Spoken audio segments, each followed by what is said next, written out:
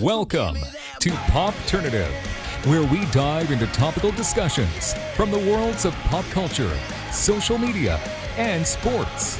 Here is your host, Peter Remoliotis, aka PD Beats. Hello and welcome to the Popternative podcast. It's the podcast where we have digital discussions, so the worlds of TV, film, social media, pop culture, sports, everything really. As always, I'm your host, Peter Remoliotis, and on Twitter, you know me as PD Beats. And my guest is an actress. You'll recognize her from the hit film The Joker, which is just taking over. And she was also in 2 seasons of Orange is the New Black on Netflix. We are with Mandela Bellamy. Mandela, welcome to Popternative. Hi, thank you so much for having me. This is exciting. No problem. Well, we'll talk about it. But you are in The Joker, which is one of the biggest movies out there right now, and it's just been crazy for you. Yes. Yeah, and when I first read it, I didn't know that it was Joker. It was just titled Untitled Todd Phillips Project. And I just knew him as the guy that created the Hangover movies, but they did say that it was a drama. And so it wasn't until I went to the callback with Todd and they sort of clued me in as to what was going on. And that's when I figured out that, this is a scene with Joaquin Phoenix as Joker. And I didn't realize until, I met Todd what was happening. But he did say to me in the callback, the whole purpose is to show that people are terrible. So, because I was even like, I think she's being kind of mean. And he was like, no, don't be afraid to tell this creepy guy to stop talking to your kid. So I was like, okay. Because I was afraid to watch because the first reactions on YouTube and everyone was like, yo, don't be mean to him. And I'm like, I'm not. Todd told me. Yeah, but it's true. Because when the trailer came out, I mean, that your scene was in the trailer. So right away, it's like, boom, like Mandela Bellamy in the trailer. Yeah. And it was, I screamed when I saw the trailer because I had started following Todd on Instagram because, I wasn't absolutely sure that I wasn't going to get cut out. But I was like, I have the card. I'm not going to get cut out because that's always my biggest fear. And Todd was even like, if, when people buy the movie and they pause it, they'll be able to read the card. I'm like, okay. So I don't know if it's I don't know if that's a spoiler or not, though. Like the card. Is that a spoiler? Is that a spoiler, do you think? Talking about the card for people who haven't seen the movie? I guess if you haven't seen the movie, you're not even sure what that, unless I say what's on the card. But it did tell me that, there was some information in that scene that was pivotal to the character to the point where I'm like, okay, well, this is information we need to know. So. No, absolutely. And before we'll get back into that, but you did 2 seasons of one of the biggest shows on the planet in Orange is the New Black, and that show is one of my favorite shows. It's amazing to see everything that's tackled on that show, especially in the final season. Right. I really loved the final season a lot. I'm really glad because unless you know someone or have a family member, you really have no idea what it's like. And this was all new to me. And, Buck is a character that, we really cared about. And when she got taken away in season 6, I really cried because it broke my heart to know that, you watch these characters for so many years and you care about them. So when you saw her be taken away, when she thought she was going to go free, it really broke your heart. And when I'm really glad that we get to humanize people and their stories that we hear about sort of on the side, but then when we see it in front of us, we're like, oh my God. And that's really what prompts people to have empathy and to learn and to take action any way they can. And now I still feel helpless, but at the very least, I'm glad that I was able to see it and know instead of it just being something in the background. So it really gave it a human take, like a member of your own family or something. And it's pretty interesting because, you were one of the inmates and there's a lot of inmates and there's a lot of scenes involving kind of a lot of different inmates, and what I find is I had Hunter Emery on my show who played C.O. Hopper. And he, And he talked about how some of those scenes, like the fighting scene between Battison and tasty. Like, apparently that scene where like where Ward comes in to break it up, that scene took like all day to film. Oh yeah. When there are a lot of characters, you know, I had a couple of scenes where we were in and we were just sitting in a circle, you know, talking about, you know, reading letters to people that we had hurt. And those scenes would take 12, 13 hours just because there's so many inmates and there's so much coverage and so much dialogue. So yeah, you would be sitting in a chair all day, just everyone getting their coverage. So yeah. But, you know, they're great. They're such pros after so many years. And yeah. It's pretty funny though, because I find it funny too, because there's a lot of characters. And when I told my family that I was having you on the show, they obviously knew about, you know, the Joker craze, but I told them that you were on Orange Is the New Black, and then I showed them a photo of you, and they were like, "Oh yeah, I know her. She was the one with the library books making the deal with Crazy Eyes." So like, that was a pretty good scene. Yeah, and it was working with Uzo Aduba, she is such a kind and generous professional, because, you know, she had to have known that I was nervous about meeting her, because I was standing far away from her at first. And she sort of pulled me in. She's like, "Are you Mandela? Hi." So she really made me feel comfortable, because like for 5 seasons, I was just a huge fan of the show. I'm like intimidated because I really, really love her as an actor. And now I get to act opposite her. It's really a dream come true. You know, actors want to be on their favorite shows all the time, but to actually do it for 2 years was really amazing. Does that happen? Does that story happen more than we think? Like people loving the show and then auditioning for it? No, it doesn't. Okay. It because typically when you love a show, they don't necessarily, like, I always loved the show The Office, but I was like early 20s and they don't have a lot of people that age on that show. So I was like, oh, I would love to be on it, but they don't really tell the stories of people my age. For Orange Is the New Black, they told so many different stories about so many different kinds of women that it was a perfect opportunity. Like when I moved from LA to New York and I auditioned for it, it was great that I could, you know, even the first time I saw Tasty on the show, I was like, oh, like I told it on the show, because they have all different types of people. And now, it was great. So it was great that it even existed. Absolutely. And getting back to the Joker a little bit, because I you know what? We're not going to act like there's not like a big elephant in the room. I mean, this is a movie that has kind of had a lot of people saying that it's an amazing movie, and then there's the other side of it where people are saying that they find though that, you know, the kind of storylines of, you know, mental health and everything, and kind of like they're saying they don't like certain aspects of it, that it's kind of saying it's okay to be like this, that it's okay to do things like that. And I don't agree with it, but it's just like you're seeing both sides of it, you know what I mean? People love it or people hate it. Do you think that was going to happen with this movie, that there was going to be such a 50-50 split? Well, yeah, because I think a lot of people were expecting more of an action movie instead of an origin story. And even in my scene, I could tell that it was going to be a drama. But, you know, I think someone brought to my attention, you know, the movie Deadpool, which I love the Deadpool movies.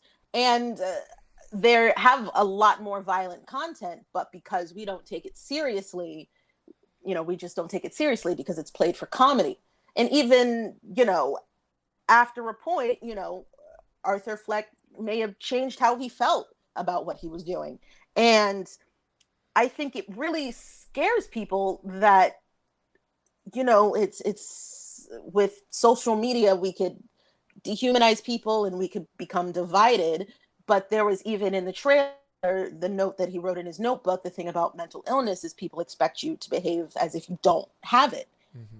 And they just expect you to fit in and just, you're a lower member of society, so you have to be and do what we are.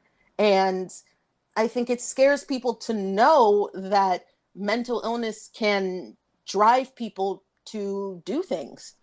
And it's just really scary to think about, and especially because there's something that can be done, if at the very least attention to be paid, and funding to some of the people who can't afford, like, that's really a lot of what it is. Yeah. People can't afford proper care. Yeah. And we don't think about that. There's not a lot of resources. There's no we're resources available.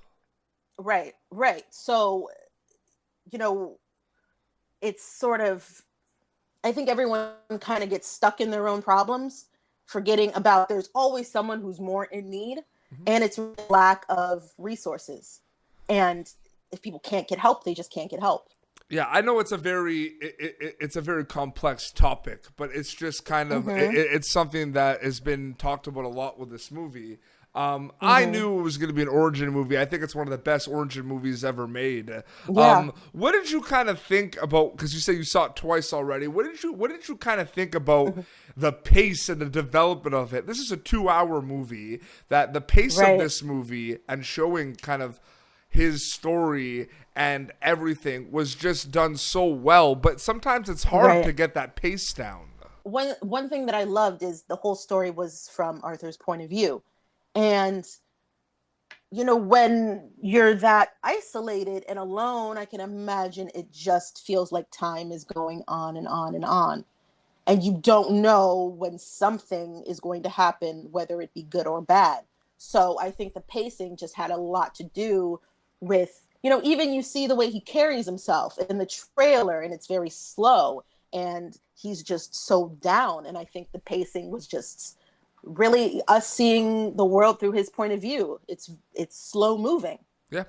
There's not a lot going on until something happens. So I thought they hit that. I thought that worked. They hit that in the park.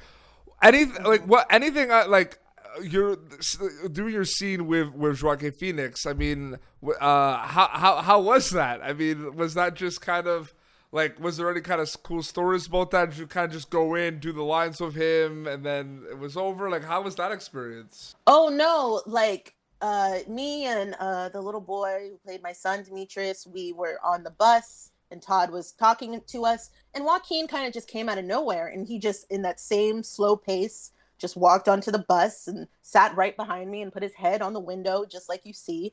And it was very, very clear that he was just completely... he was Arthur, I'm not even sure if Todd called him Joaquin. I think he called him Arthur on set. Yep. So he was so in his own space that both as an actor and as a human being, I didn't want to invade that at all. And even when we were shooting, like, the only dialogue he and I had together was what was in the script. And even, he was heartbreaking to look at, because he was so thin, and he appeared to be hanging on by a thread. So even, Todd kept having to tell me, no, like, at first, like, be mean to him. And I'm like, but I didn't want to, because he seemed so frail. But he was like, no, like, people are terrible. And that's what we're showing. But there was, I think Todd let me, loosen it up a little bit afterwards. And I wasn't as, when I read I don't know how much I can say. No, absolutely. about the scene. But the thing too is, this is a scene where you're on the bus with your son, and there's an interaction, and you're yelling at the Joker. And basically, this is a small scene, right? It's in the beginning of the film. And I'm sure the misconception, too, is I'm sure there's a lot of people that read for that scene. Oh, yeah. And you got it. Congrats. Yeah, I did. I never know why I do or don't get a part, honestly. So, but that's the thing. When I do this show, there's a lot of talks about kind of like misconceptions. Like, I want to ask about, like, what's something about, the actor life that people think they know everything about, but it's not really like that. And some of them that come up too is like, oh, you see someone in a movie for the first time, and people just assume that's the first time you ever seen that person. Like, that person hasn't been working for 10, 15 years before that. Right. Exactly. That's the main thing. People don't understand that, even Orange is the New Black, I auditioned for that show before. Um, I I recently booked a network TV show that I had auditioned for 4 times before. I'm on hold for a TV show right now that I've been on hold for 4 times before. So when you see someone on a show, chances are they've auditioned for that show a handful of times already. And the casting director just really wants them to get on the show, so they keep calling them in. But I just find Yeah, too, I find it crazy too, where there's like, I'm reading for cashier number 3, right? And there's probably like 40 people probably reading for that yeah. role. Yeah. And I imagine it's difficult to cast because when it's just one scene, you really have to tell the story quickly. And, based on what I've heard from casting directors, it could be difficult to find people who do those scenes. I mean, Shayna Markowitz, the casting director of Joker, I was talking to her yesterday, and she said it's hard to find a little boy, like to find a 4-year-old boy who could just, do the job. So casting is a very, very complex field, and they really do incredible work. And actors don't really have a lot of control over what we get hired to do, or what we say, or the story. Even the example of Joker, I could feel like I don't want to be mean to him, but that's not the story being told. I got direction from the writer and director, and this is what I'm doing in the scene. So beyond my performance of what I'm instructed to do, I don't have control over anything. Even the editing, even the final cut, even if that wasn't the take that I liked, it's like, well, it's totally out of my hands. I know, it's crazy. And you know what? Like, when you get the card in the movie, your face, and he's still laughing, your face and emotion of just kind of like, oh, you're kind of like, your character is kind of like, oh, snap. Like, damn. Yeah. It's like, oh, he has oh. Yeah. And even when you see him laughing and, they pull out on it, I was uncomfortable because he's just, as an actor. Yeah. So how were people, like, were there people, like, when he was doing those laughing scenes, were there people kind of like around you, kind of like what, like freaking out as well? Like, what was that whole like atmosphere like? Honestly, like, I couldn't really tell what was happening around me because, like, the camera was in front of me, and then Todd was right beside the camera, and then, like, Joaquin was behind me, and, like, the lights, and it was really hot on that bus because it's like we're in winter coats and there was no AC. So it was just in this little tiny bubble that I was in. And I really just had to stay in it because it's like, you're in a scene with Joaquin Phoenix, like, focus. So I was worried about giving a good performance as an actor. And even it was a very intimidating position to be in, just because the content of the story, and I had only gotten my one scene, so I didn't even know the full story. But as a human being, I wanted to get out of there when he was laughing because I felt terrible and I felt uncomfortable. But I know that's. Anyway, I mean, it's just like I'm really happy for you. Like, you know what I mean? Like there's, we did it last September, and well, it's just and everyone's talking about this movie. Like, people are not stopping talking about this movie. It's like taking over October. Yeah. I mean, but even before I auditioned, when I heard Joaquin Phoenix was playing Joker, I mean, he's such a brilliant performer, and I loved so many of his movies that I was excited to see how he was going to play it. And then when I saw him walk onto that bus, I was like, oh my God, he's about to give the best performance of his career. And he didn't even say anything, just by the way he looked and how he carried himself. It's insane. Well, Mandela, I think we'll wrap up, but thank you so much for coming on the show to talk about Joker and Orange is the New Black. I really appreciate it. Thank you so much for having me. No problem. This is awesome. Where can people follow you on social media so they can keep up with Mandela Bellamy? I am on Instagram at Mandela Joy. I'm not on Twitter. I look on Twitter, but I'm not on Twitter. But yeah, you can follow me on Instagram at Mandela Joy. Yeah, and you can see all my stuff. Awesome. Well, this has been Popternative, youtube.com/Popternative for previous episodes. And until next time, this is Mandela Bellamy and PD Beats signing off. Thank you for tuning in to Popternative. Make sure to check out our past episodes of Popternative on YouTube.